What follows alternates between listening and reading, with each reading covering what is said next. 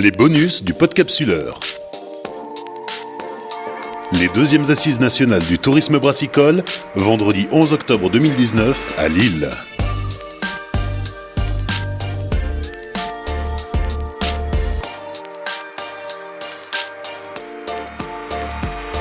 Troisième table ronde, fédérer les acteurs, pourquoi, comment, une rencontre animée par Olivier Faure de l'Échappée Bière. On voit que c'est difficile de fédérer des acteurs. L'idée, c'est vous de voir un petit peu dans vos fonctions passées ou présentes, dans des secteurs d'activité qui sont parfois complètement différents. Qu'est-ce que vous avez déjà réussi à mettre en place collectivement ? Est-ce que ça a fonctionné ? Et si ça a fonctionné, comment vous avez fait ? Quelle est un petit peu la méthode finalement ? Puisqu'on le dit, on est dans une période un petit peu étrange où on a l'impression que tout le monde veut faire plein de choses, mais collectivement, on n'y arrive pas. Donc voilà, qu'est-ce qui peut marcher ? Comment ça marche ? Donc je suis Vincent Bogart, président des Brasseurs des Hauts-de-France, Brasserie Saint-Germain, la bière page 24. Ça fait 23 ans maintenant que je fais de la bière, mais j'ai toujours été élevé un petit peu dans ce milieu-là, dans les bars à bière. Enfin, ça a toujours été assez ancré depuis l'âge de 15-16 ans, et surtout avec une culture très belge, parce qu'à l'époque on n'avait presque plus rien ici dans la région. J'ai souvent été invité sur des festivals, et j'ai toujours adoré en fait le festival de Bruxelles, qui pour moi est superbe. On y est bien reçu, c'est beau, l'écrin est magnifique. Et quand on avait discuté à l'époque avec le syndicat d'essayer de faire quelque chose en région, ça n'a pas été facile, parce que les modèles économiques justement sont pas les mêmes. Donc on avait décidé de faire un minibus et d'aller visiter le salon par lui-même. Et l'accueil déjà avait été super de la part des brasseurs belges. Et puis le peu de brasseries qui étaient venues avaient compris ce que je voulais essayer d'amener en fait comme idée. Enfin moi je voulais dépoussiérer un peu ces salons où on met un tréteau, on met une nappe dépareillée de chaque côté, une machine à bière qui ressemble pas à une, et puis on est là pour vendre de la bouteille, vendre de la bouteille, vendre de la bouteille, vendre de la bouteille.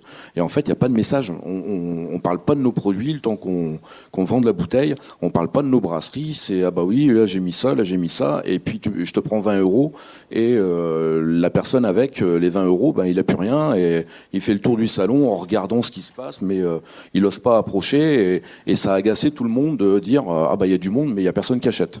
Donc moi je suis parti maintenant d'un principe, quand je fais des salons, je fais goûter ma bière, je parle de ma bière, et si j'en vends pas, j'en vends pas.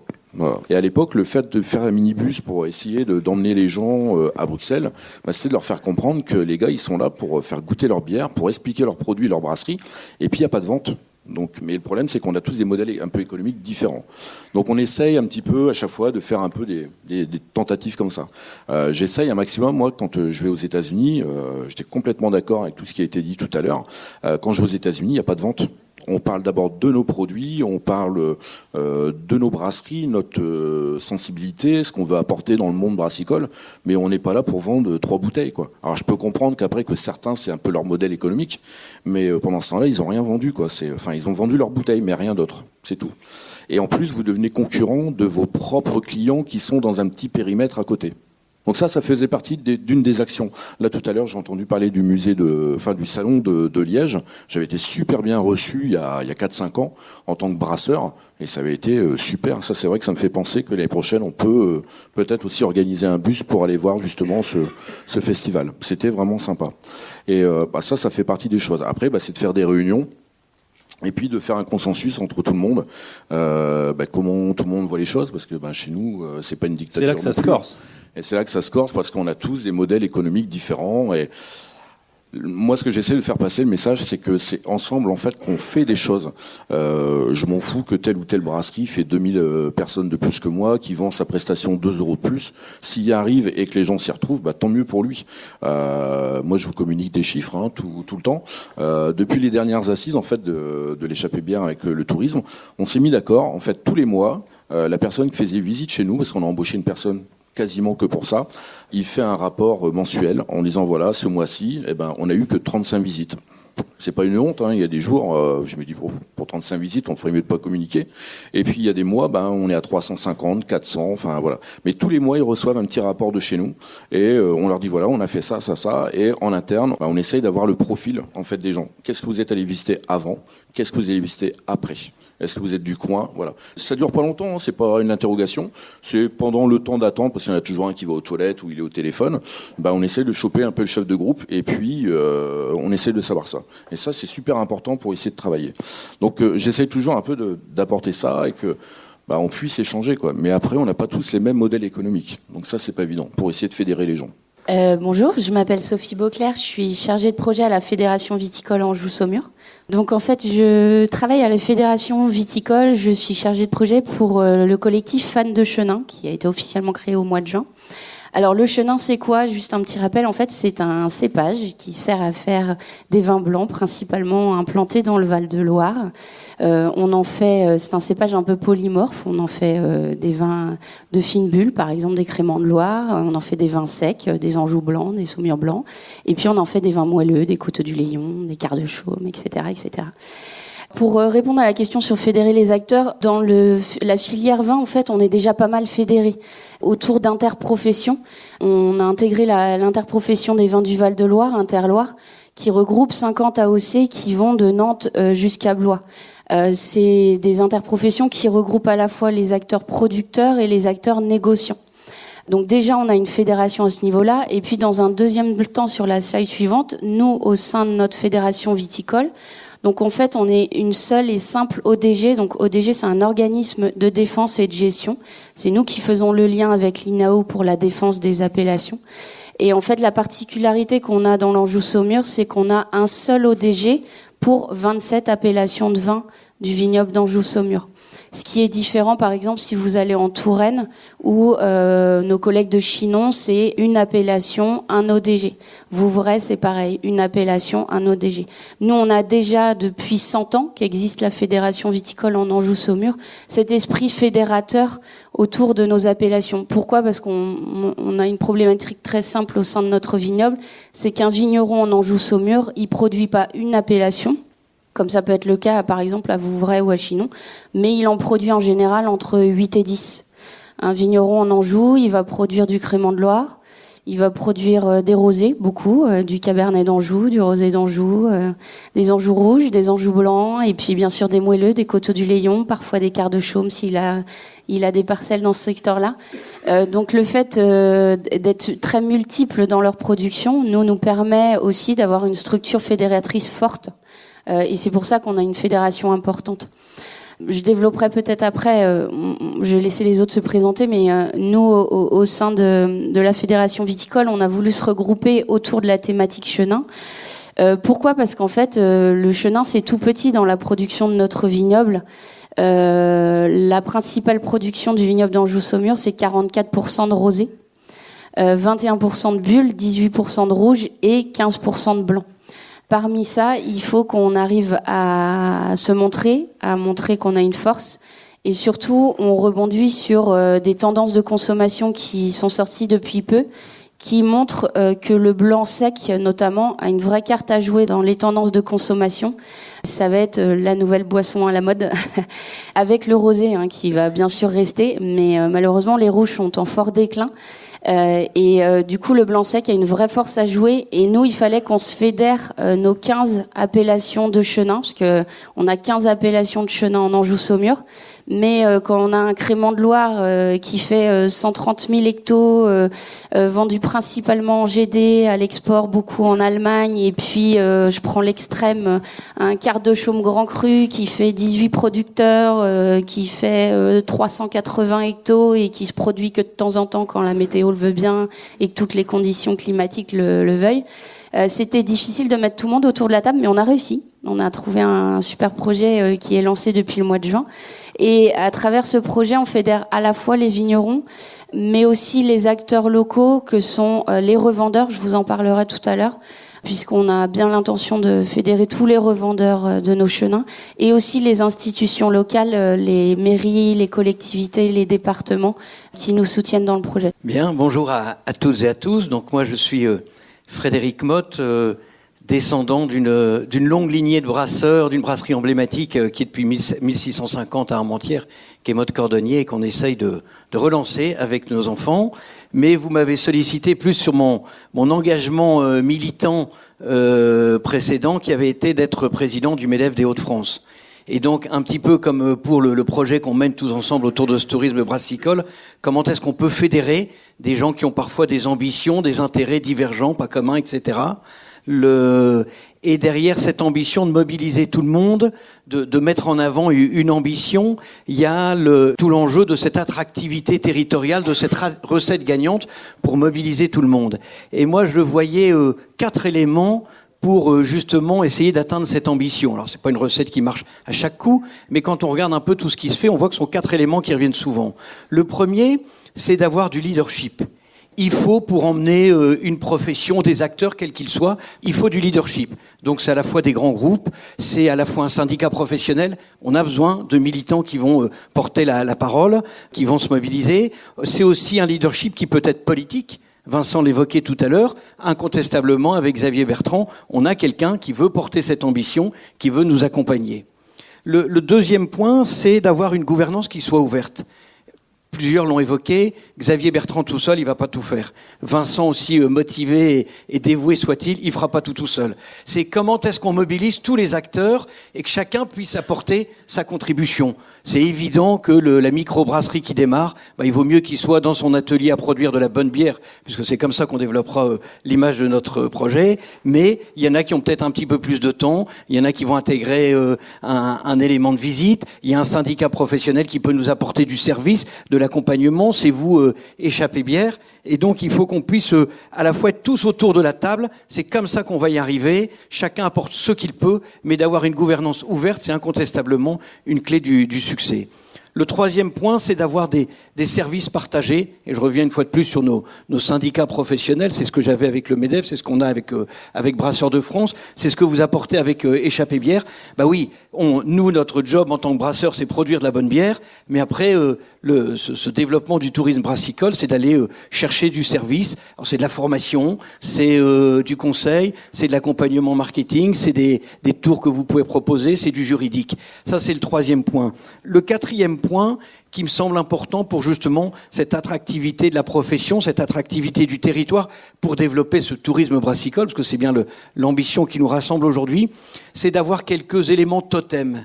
Des éléments totems, ça peut être à la fois des lieux. On a parlé de musées tout à l'heure, on parlera tout à l'heure de patrimoine, et on a la chance d'avoir dans notre région encore un grand nombre de sites emblématiques. Mais des éléments totems, ça peut être des grandes manifestations. Le Bière à Lille en est un, les festivals qui sont dans différents territoires sont autant d'éléments. Et donc ces 4 éléments clés, il me semble absolument indispensable pour qu'on puisse lancer la dynamique. Mais il y a derrière l'ambition, la volonté que tout à chacun a d'y travailler. Et donc je crois qu'il ne faut pas, sinon on sera tous déçus, tout le monde n'a pas l'âme militante. Il y en a qui sont de très bons brasseurs, il y en a qui seront adhérents, ils iront un petit peu plus loin, il y en a qui seront militants, tant mieux, appuyons-nous sur cela, et puis essayons tous d'apporter notre contribution, parce que je le rappelle, c'est la contribution de tout à chacun qui font qu'on y arrivera. Un seul d'entre nous n'y arrivera pas tout seul. Donc mobilisons-nous, le syndicat est incontestablement un élément fédérateur, puisque reconnu, officiel, pour être le réceptacle des initiatives, des collectivités locales, des brasseurs, des entreprises. Quelle passion. Nous, on vient d'Alsace et on est ravis d'être là parmi vous aujourd'hui. C'est une autre terre de brasseurs, de bières. On a une belle terre de vin également avec la plus vieille route des vins d'Alsace. Et c'est vrai qu'on a une belle expertise par rapport à justement cette présence sur cette filière œnotouristique qu'on a et qui est très présente. En Alsace, on parle déjà de brassitourisme. Alors, je ne sais pas si le terme est galvaudé ou s'il vaut mieux être plus explicite. Tourisme brassicole, c'est encore très clair, donc on y va gaiement. À notre niveau, moi je représente une collectivité, un comité départemental du tourisme, donc qui est une émanation directe des départements du Bas-Rhin et du Haut-Rhin, Alsace Destination Tourisme, qui est déjà le fruit d'une fusion entre les deux départements, entre les deux collectivités, puisque à l'échelon 2021, on va devenir la collectivité européenne d'Alsace.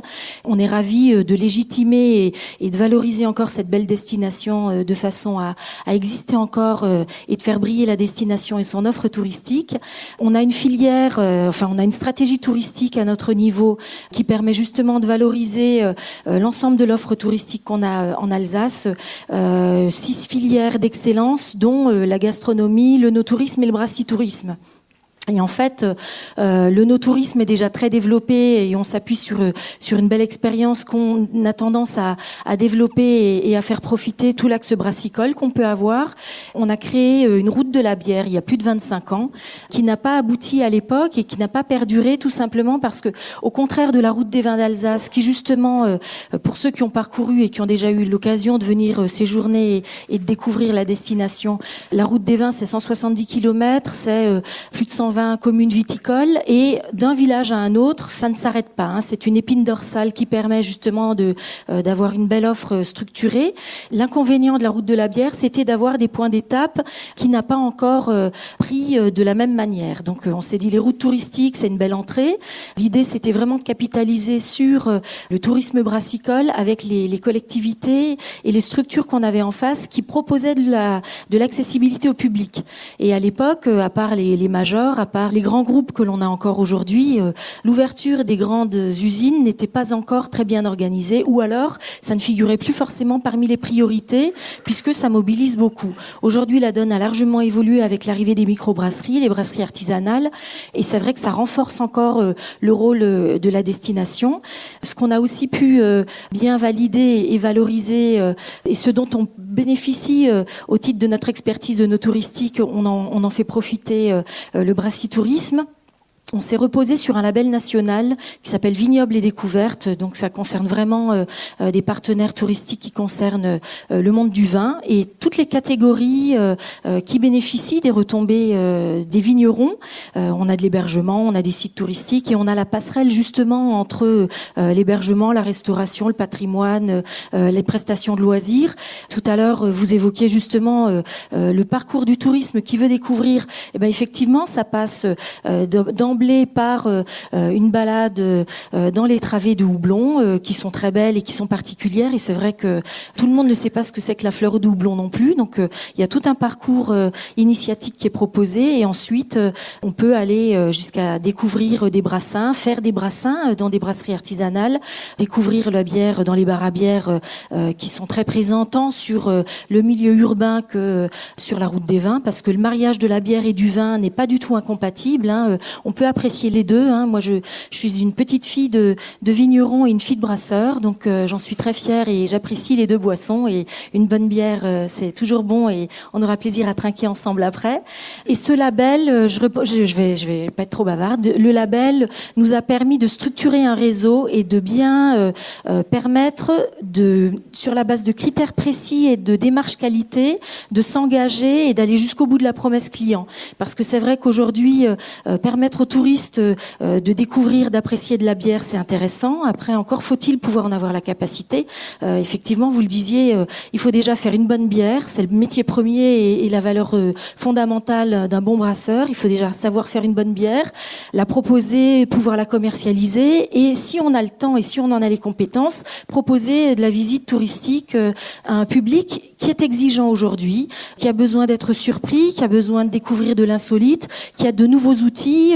Il y a des applications, il y a un certain nombre de choses qui existent aujourd'hui qu'il faut s'approprier et qui existent et qu'on pourra vous proposer. En Alsace, on les propose et on préconise l'accompagnement des porteurs de projets à ce titre-là, et on le fait en collaboration très étroite avec nos collègues brasseurs. Alors Marie-Jo aussi est très passionnée, vous l'avez vu.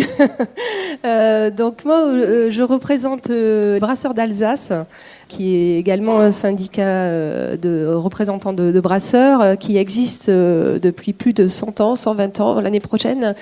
Une région aussi fortement ancrée dans la culture bière.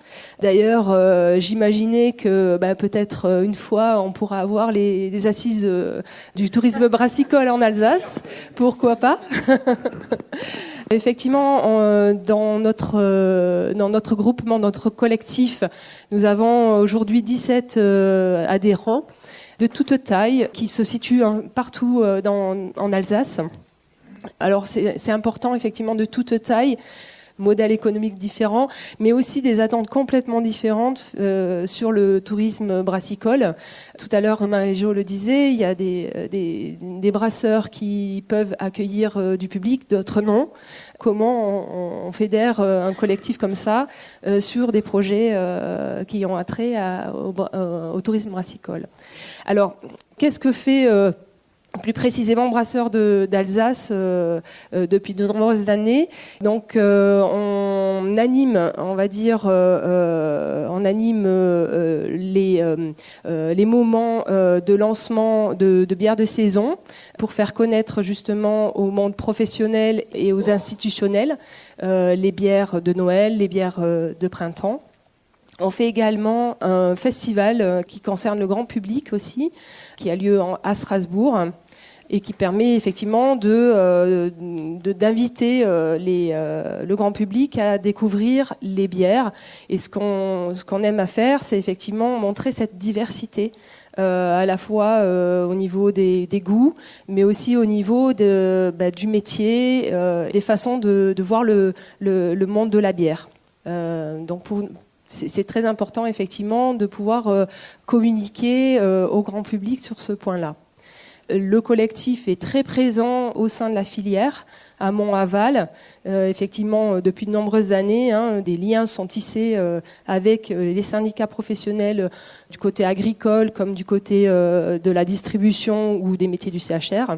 Et ça, c'est aussi effectivement quelque chose auquel on tient beaucoup et on pense effectivement que c'est un atout, surtout dans une région comme la nôtre, pour le tourisme brassicole. Merci. Alors, quand on vous entend tous, on a l'impression que tout ça, c'est très facile. Sauf que dans les faits, les brasseurs, on voit que c'est difficile de travailler ensemble. Alors, aujourd'hui, vous, Vincent, peut-être même Maxime, qu'est-ce qui manque aujourd'hui pour travailler, on va dire, encore mieux ensemble et aller plus loin? Est-ce qu'il y a des points de blocage qui sont identifiés et qu'on pourrait essayer de lever avec l'expertise aussi des gens qui sont là? C'est d'essayer de prendre du temps déjà, justement. Essayer de sortir de sa brasserie. Alors c'est vrai qu'Alain tout à l'heure disait les brasseurs mettent en bouteille, ils brassent, mais là j'en vois quelques-uns dans la salle qui travaillent tout seuls. Là ils ont pris le temps justement de venir. Donc quand on veut, on peut. Ça dépend aussi de ce qu'on a envie de faire. Voilà. On est peut-être que 22, mais 22 motivés. Donc est-ce que ça sert à quelque chose d'être à 150 ? On y sera peut-être un jour, mais c'est d'abord le nombre de brasseurs qui sont motivés en fait à venir. Après, il y en a d'autres. Je vois ils ont délégué des gens de brasserie. Bon, c'est que vraiment ça les passionne, quoi. Donc pour laisser partir un employé venir représenter leur brasserie, c'est que c'est intéressant. Donc je pense déjà qu'il faut faire ça. C'est pas évident parce que il faut prendre sur soi. Moi à l'époque quand je brassais encore, je brassais la nuit pour pouvoir être là sur une journée comme aujourd'hui, quoi. Donc quand on a vraiment envie de le faire, faut le faire d'abord avec des gens passionnés, quoi. Puis après, c'est de faire le bilan aussi de chacun, quoi. Qu'est-ce que vous voulez vous voulez vraiment, oui, forcément gagner un petit peu d'argent parce que on en investit. Mais après, c'est surtout aussi de passer un message. Quand on veut faire visiter sa brasserie, il y a un message à faire passer. Votre ADN de la brasserie, qu'est-ce que vous faites pour votre région, ou est-ce que vous mettez même en contresens? Moi, j'achète rien de la région, mais je veux prouver ça. Ok, pourquoi pas. Tous les discours en fait sont bons à entendre, mais faut aussi après se préparer, quoi. C'est qu'est-ce que je veux faire moi de mon outil de travail, qu'est-ce que je veux passer comme message. Et après fédérer, forcément, c'est des réunions téléphoniques, c'est prendre du temps. Alors il y en a c'est le lundi, il y en a d'autres c'est le vendredi, il y en a d'autres qu'on fera jamais déplacer après 17h, il y en a d'autres c'est jamais avant 9h. Enfin voilà, faut faire avec tout le monde, quoi. Faut faire avec tout le monde. C'est un vrai enjeu, c'est crucial. Quelle est notre ambition? Et je crois que si on veut, on sait que la bière, on est régulièrement attaqué, on sait qu'il y a de la concurrence, on sait qu'on a besoin d'investissement des collectivités pour aménager des offres touristiques à côté, des hôtels, soutenir, etc. Et donc, on a vraiment besoin de s'engager. Et moi, je trouve que le 22, il est à la fois, c'est le verre à moitié vide, à moitié plein. C'est super, mais comment est-ce qu'on s'organise pour qu'on soit plus nombreux? Alors avec les contraintes que tu évoques, tout le monde n'a pas le temps d'être bénévole, doit être dans sa brasserie, etc. Mais on a besoin, il y a le brasseur, il devient éventuellement adhérent, c'est super. Le summum, c'est éventuellement qu'ils soient militants. Évidemment, on peut pas être tous militants. Mais il faut essayer parce que c'est un combat de tous les jours pour essayer de promouvoir toutes les ambitions qu'on affiche, pour faire des manifestations, pour avoir des lieux totems. Florence Barizot parlait tout à l'heure d'une cité de la bière, etc. Tout ça, ça va pas tomber tout cru. Et donc, il faut absolument que nous, acteurs de la profession, acteurs de la filière, on soit mobilisés. Donc il y a un vrai enjeu à mobiliser tout le monde. On est conscient que chacun a ses contraintes, mais il faut absolument qu'on sensibilise tout le monde. Et donc comment est-ce qu'on peut, le plus petit brasseur soit-il, il a conscience qu'il est un maillon de la chaîne. Il n'est pas tout seul à faire sa bière pour les 4 sous à la fin du mois. Il est un maillon de la chaîne pour valoriser le produit, valoriser le territoire. Et il sera gagnant parce que la roue va tourner et ça va lui apporter des clients, une image, donc plus de monde et ainsi de suite. C'est encore difficile parce que c'est pas encore mis en route. Mais il faut y passer. Faut vraiment y passer du temps. Enfin, moi, je suis bénévole. J'y passe pas mal de temps. Je crois que je dois passer à peu près 7 ou 8 heures par semaine, rien que pour le syndicat. Mais il faut y aller, quoi. Et tout seul, en fait, on peut rien faire, quoi. C'est vraiment ensemble. C'est tout un ensemble. Ça va de l'office de tourisme à côté, ça va au restaurateur, ça va du collègue brasseur, même à 50 bornes ou à quelques kilomètres. C'est vous, déjà. C'est tout un ensemble, nos élus. Voilà. Mais il faut y aller. Un mot, c'est l'histoire du système d'alarme dans votre lotissement. Vous comptez sur l'alarme de votre voisin, mais moi je ne vais pas prendre d'alarme parce que c'est la sienne qui va me surveiller. Non, il faut que tout le monde adhère, c'est comme ça qu'on sera encore plus fort. Moi, je vais peut-être juste rajouter qu'effectivement, il faut avoir du temps, il faut pouvoir être plusieurs, donc l'intérêt d'être fédéré. Il faut pouvoir se connecter avec justement les métiers qui vont pouvoir nous aider. Le tourisme, c'est quand même quelque chose qui est a priori un peu loin de la fabrication de la bière. Il y a des acteurs, donc il faut absolument qu'ils puissent participer au projet. Et puis il faut du financement. Sans financement, on n'arrive à rien du tout. Moi, je voulais témoigner du coup par rapport à l'action Fans de Chenin. Effectivement, la difficulté que nous avons rencontrée dès le début, on a mis 3 ans à construire ce projet, c'est déjà rassembler autour d'un cépage. Ce qui n'est pas évident dans notre pays puisqu'on a une multitude d'appellations. C'est assez spécifique à la France. Du coup, quand je réunissais autour de la table un président de l'appellation Coteaux-du-Layon, il me disait moi je vais communiquer Coteaux-du-Layon, il n'y a aucune raison que je communique Chenin. Déjà, a fallu lever ce point de blocage et montrer que en fait cette entité Chenin permettait aussi d'intégrer et de présenter les différentes appellations qui étaient réunies autour de ce cépage. Déjà ça a mis du temps parce qu'il a fallu convaincre beaucoup à la fois les élus de nos appellations et puis aussi les vignerons en tant que tels. Donc ceux qui étaient face régulièrement à des revendeurs, puisqu'on a beaucoup de ventes locales aussi, mais ceux qui vendent beaucoup aux revendeurs, aux CHR ou aux cavistes, eux, en fait, les revendeurs, quand ils viennent les voir, ils disent on veut du Chenin. Et clairement, en fait, maintenant, la porte d'entrée cépage en France, elle se fait de plus en plus, due aussi à l'internationalisation des choses et des éléments. Et voilà, les Américains parlent beaucoup cépage. Ce qui fait qu'en fait, cette entrée cépage, elle a réussi à convaincre tous nos acteurs et surtout les plus réticents. Et en plus, on a aussi fédéré nos revendeurs, puisque notre idée autour de ce projet Fans de Chenin, c'est de fédérer tous les revendeurs fans de Chenin. On a remarqué qu'en fait, il n'y a pas un marché pour le Chenin. Par contre, on a des revendeurs qui sont hyper mobilisés autour du Chenin. C'est un petit cépage un peu pépite du Val-de-Loire, qu'on produit aussi ailleurs en France un petit peu, du côté de Limoux, et puis beaucoup en Afrique du Sud. Mais du coup, on a des revendeurs très investis autour de la communication de ce cépage et surtout les producteurs qui font ce cépage. Et du coup, on a décidé de les fédérer. Et ça fonctionne parce que du coup, ils se retrouvent autour de ce côté un peu pépite particulier du cépage Chenin, qui fait que ça fait une porte d'entrée. On est en train de créer beaucoup de supports et de contenus qui vont permettre aux revendeurs d'alimenter leur discours. Et les autres acteurs aussi qu'on a fédérés, c'est les régions. Et je reviens à ce que vous disiez tout à l'heure, monsieur, c'est l'importance aussi du leadership politique, ce qui a été dit aussi tout à l'heure. On a des élus, nous, au niveau de la ville d'Angers, qui se sont investis de l'étiquette vignoble il y a peu de temps. parce qu'avant c'était pas l'idée de parler du vin sur la ville d'Angers. Et en fait, ils veulent faire du Chenin un peu l'emblème de la ville et en tout cas la porte d'entrée vers le vignoble et l'étiquette et l'image en fait de la ville d'Angers. Donc on a de très bons relationnels à la fois avec la ville, avec l'office de tourisme, avec le département pour travailler autour du Chenin, de cette création d'un lieu totem, etc. Enfin voilà, on a plein de projets qui font que à la fois la filière et les opérateurs se rassemblent entre eux, se rassemblent avec leurs revendeurs et se rassemblent avec les collectivités. Est-ce qu'il y a des questions, des gens qui veulent intervenir Bonjour, je m'appelle Alessia Di Pietro, je travaille à la Chambre d'agriculture Nord-Pas-de-Calais depuis 1 an et demi. Nous travaillons sur la filière houblon, qui est une filière dont on parle beaucoup en ce moment. Moi, depuis 1 an et demi, j'ai eu aucun mal à fédérer beaucoup de partenaires, des établissements, des houblonniers. J'ai 10 partenaires sans problème, des instituts. Par contre, le projet bloque énormément, malheureusement, à cause des brasseurs. Vincent soutient le projet depuis le début. On s'est rencontrés plusieurs fois. Sur les 150 brasseurs que nous avons sur les Hauts-de-France, 5 ont bien voulu me recevoir et 4 m'ont répondu par mail. Donc les 22 qui sont présents aujourd'hui, si vous êtes dans les Hauts-de-France, n'hésitez pas à revenir vers moi. La filière avance bien, mais malheureusement, nous avons besoin de l'avis des brasseurs pour ne pas faire de bêtises.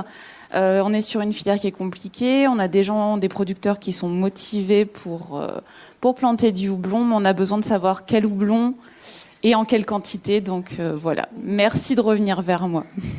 La question aussi qu'on pose, c'est au final, est-ce que les chiffres qu'on a mis tout à l'heure en avant sur la première table ronde, la possibilité de gagner sa vie, que ce soit un revenu complémentaire et pas aussi un outil, au final, qu'on minore un petit peu en disant c'est d'abord une action imaginée, quelque chose de collectif.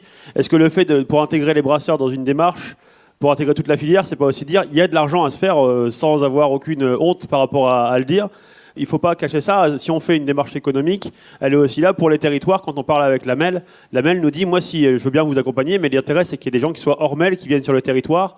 Pareil pour la région qui aujourd'hui fait ça.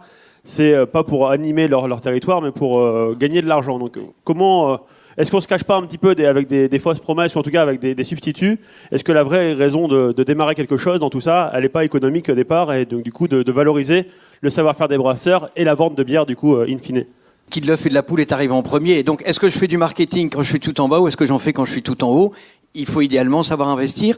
Et moi, je voudrais revenir sur cette notion de démarche collective.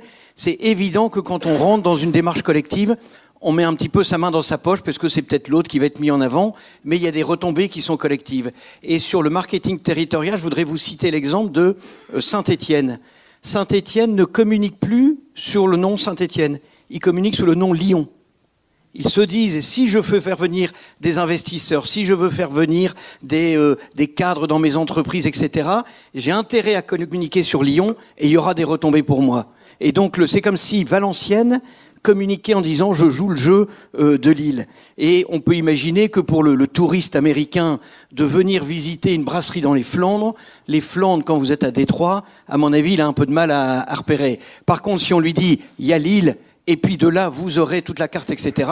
Mais ça veut dire que le brasseur des Flandres, il accepte de jouer ce jeu collectif qui fait qu'on va communiquer sous brasseur de France, brasseur des Hauts-de-France, ou la route des bières dans les Hauts-de-France, etc. Oui, je vous rejoins tout à fait. Pour l'Alsace, c'est la même chose. L'Alsace, effectivement, est aussi une marque attractive qui marche assez bien, je pense, Marie-Jo, tu pourrais le dire, sur le tourisme grâce à ça. Et effectivement, le fait de communiquer sur l'Alsace peut attirer davantage que de communiquer uniquement sur la marque de la bière ou sur la brasserie en elle-même. Pour réagir sur ce que M. Bogert a dit, mais également on a parlé beaucoup de vin. Moi, je pense quand même que c'est deux produits fort différents, le vin et la bière. Alors, il y a beaucoup de choses à apprendre, évidemment, au niveau du vin.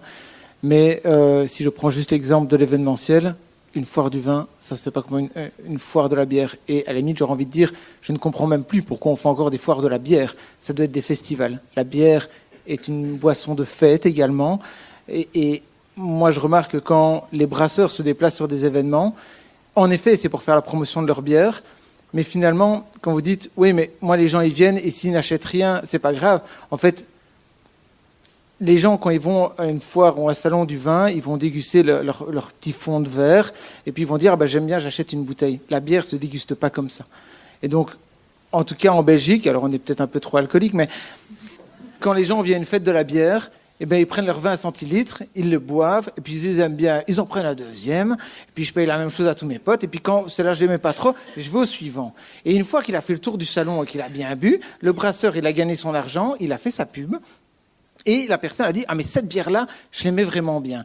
Et là, il va chez le partenaire acheter sa bière. Mais il ne sort pas du salon en ayant acheté son pack de 6 bières. Donc il y a un concept qui est différent derrière. Et je pense que globalement, il faut pouvoir voir les choses comme ça. Alors en effet, le fait de pouvoir visiter des brasseries, c'est super important. Parce que là, il y a une vente directe qui se fait et c'est très intéressant pour le brasseur.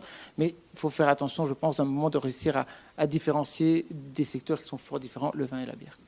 Non, moi je voulais simplement réagir sur la partie fédérée, parce qu'il y a 3 piliers normalement chez Brasseurs de France, c'est promouvoir, défendre, ce qui est déjà un temps plein. Et ensuite, il y a fédéré, qui est un deuxième temps plein. On a pris pour habitude, mais j'espère qu'on le fait bien, c'est pas parfait, mais voilà, en tout cas c'est l'esprit qu'on se fait, c'est de miser sur l'enthousiasme de ceux qui en ont et qui en ont le temps et qui en ont l'envie. Parce que si on attend d'être tous autour d'une table, tous d'accord, pour avoir un feu vert, et en fait, la plupart des projets ne verront jamais le jour. Et voilà. Donc, il y a une espèce d'équilibre qui est compliqué toujours à atteindre, c'est d'essayer d'encourager et de porter et d'accompagner ceux qui mettent tout ce qu'ils ont de passion et d'envie dans des projets, d'essayer et puis de voir ce qui avance un peu, d'essayer d'équilibrer, de rattraper ceux qui n'étaient pas forcément au courant, engagés ou autres, et de les remettre dans la boucle le plus possible. Et puis, si ça gueule trop, de se dire qu'est-ce qu'on a mal fait, qu'est-ce qu'on a modifié. En tout cas, c'est un peu une méthode d'équilibrisme régulier et quotidien sur ce sujet. Voilà. Mais je crois que si on ne mise pas sur la passion et l'enthousiasme dans ce secteur qui est quand même débordant de passion et d'enthousiasme, je pense pas qu'on arrivera à monter autant de projets et autant d'actions et autant d'événements qu'il le faudrait. En tout cas, c'est comme ça que je le conçois et c'est comme ça, j'ai l'impression que ça marche et que ça fonctionne. Alors, bien sûr, il faudra toujours de l'argent et il faudra toujours du temps, mais ça, c'est un truc qu'on trouvera en avançant. Et il faut avoir des beaux projets, parce que c'est autour de projets qu'on arrive à se mobiliser, et c'est le prétexte qui permet de travailler ensemble et d'avoir de l'événementiel. Tant pis si ça va vous déplaire, je vais encore parler un peu de vin, mais il faut tirer bénéfice des expériences qui ont bien fonctionné. Et j'avoue qu'en Alsace, au niveau de l'œnotourisme, on a une belle expertise et on a une belle attractivité liée à cette image-là. La bière n'est pas en reste, au contraire, on vous rassure, et on a de la très bonne bière aussi, mais j'adore la bière de Belge, donc ça roule, et la bière du Nord aussi. Mais pas toutes, non, je vous rassure, pas toutes. Mais on a créé un événementiel sur la route des vins d'Alsace, dont le plus grand des sponsors est la brasserie Météor, qui est la plus ancienne brasserie de France d'ailleurs, et on est fiers d'avoir aussi cette belle, encore de belles entreprises familiales d'importance, et pas toujours des grands groupes, même s'ils font la part belle à l'image française de cette offre brassicole. Mais en même temps, on a créé un événementiel, on a bloqué la route des vins, elle est fermée à la circulation pour les véhicules automobiles. Tous les sports non motorisés sont accessibles sur une 40aine de kilomètres aujourd'hui au pied du Haut-Königsbourg. Pour ceux qui sont déjà venus, on bloque la route des vins et on circule sur la véloroute du vignoble. Et pendant une journée, on arrive aujourd'hui, alors la première année on était à 15 000 participants, aujourd'hui on est à 45 000 participants sur une journée. C'est une vitrine touristique et il faut considérer que les événementiels, ce sont des vitrines. Et ceux qui sont là s'en emparent. C'est autour de tels projets qu'on arrive à mobiliser toutes les forces, tous les acteurs, qu'il s'agisse de grands, de petits, de moyens, tout corps de métier, toutes les filières et toutes les catégories qui rebondissent sur la bière, dans tous les cas, peuvent être présents sur les événements. En Alsace, on a aussi le Gré des bières, au Gré des bières, qui est un bel événement urbain qui fonctionne très bien. Et d'ailleurs, c'est là que les brasseurs ont une longueur d'avance par rapport aux vignerons, parce que les vignerons n'ont pas cette visibilité en milieu urbain, et ça reste encore des enjeux, et on a toujours à faire. Il y a toujours des beaux enjeux, des beaux projets à monter et à porter. On a également sur le même intitulé créé un site internet dédié au gré des bières, là aussi. Alors, on a nos sites internet, on parle d'outils de promotion de communication, on parle de business, on parle de retombées économiques dans vos établissements. C'est comme ça qu'on y vient. Il faut avoir les bons outils, il faut avoir les bonnes références. On a notre site porte d'entrée touristique Visite Alsace aujourd'hui, et on a des mini-sites dédiés dont l'un est consacré à la bière, effectivement, et c'est au gré des bières, qui permet de faire des parcours brassicoles, des portraits de brasseurs, qui mettent en avant et qui valorisent justement cette porte d'entrée dont on est fier dans notre destination. Et autour de tels projets, on arrive à fédérer les acteurs et on arrive à les mobiliser, cette association de bonnes idées et de bonne volonté, et on fait tous du benchmark. Madame évoquait tout à l'heure, quand on part en vacances, on est tous des consommateurs en puissance. Le tourisme de proximité fait la part de plus en plus belle à nos destinations françaises, et il faut pas le sous-estimer, au contraire. Et les bons ambassadeurs, on parle d'ambassadeurs d'Alsace, on a une marque territoriale qui a le hacker chez nous, très identitaire de la destination. Dans toutes les signatures des grandes entreprises alsaciennes et des destinations touristiques, dès lors qu'il y a un A dans la phrase, on retrouve le hacker, qui est la bretzel rouge. Et c'est vrai que c'est identitaire d'une destination, et c'est le cercle vertueux de tout ce qu'on peut imaginer en termes d'action. Le vin alimente la bière alimente la restauration sert également au bénéfice de l'hébergement. Toutes ces facettes du tourisme et de l'accueil touristique qu'on peut faire doit être engagée, et il y a un cercle vertueux qui se fait, et c'est de la transversalité à un moment donné. Donc le tout, c'est d'avoir les bonnes personnes autour de la bonne table, et dans tous les cas, si ces bonnes personnes se renouvellent, ça fait du bien aussi, ça permet d'avoir des idées neuves. Je voulais juste rebondir effectivement sur l'exemple de Au gré des bières, parce que je pense que c'est important, effectivement. C'est donc un projet qui a été mené, on va dire, conjointement entre Brasseurs d'Alsace et l'ADT, parce que justement il y a ces doubles métiers, ces doubles valeurs ajoutées qu'on a souhaité fusionner sur ce site, pour permettre justement au grand public d'avoir des expériences, des parcours personnalisés sur la base donc d'un outil informatique qui est donc accessible à tous. Mais de notre côté, c'est vrai que l'outil, le site internet n'est pas tout. C'est pas voilà, il faut également animer autour, et les festivals, je pense aussi, sont un bon moyen de pouvoir animer justement, puis de montrer justement cette diversité, plutôt que effectivement un parcours unique dans une brasserie lambda, quoi. Voilà. Bonjour, François Hébert, donc l'atelier des brasseurs à Lincel. J'ai bien entendu tout ce qui s'est dit ce matin, et je pense qu'il y a tous les outils aussi pour fédérer tous les brasseurs. Simplement, on a quand même un paradoxe, c'est que, je vais prendre mon exemple, j'attaque ma 5e année. Aujourd'hui, dans le Nord, le nombre de brasseries a doublé, plus que doublé en 4 ans. Donc on a à la fois des brasseries anciennes. Vincent, je pense qu'il y a 23 ans, tu n'avais pas la même disponibilité, tu étais devant tes cuves. Donc à la fois des brasseries anciennes, et puis un tas de petites brasseries qui n'ont vraiment pas le temps nécessaire.